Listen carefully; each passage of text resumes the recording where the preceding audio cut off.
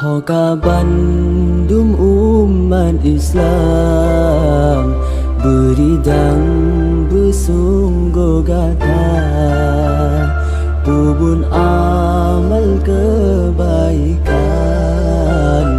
tinggalkan yang sebaliknya.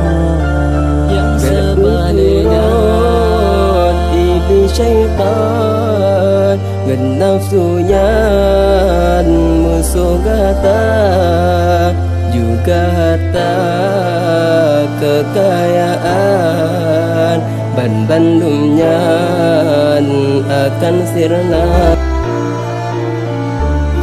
Macam bagodum lahir tak releka asodonya, sayang tak iman hanale gadosa bela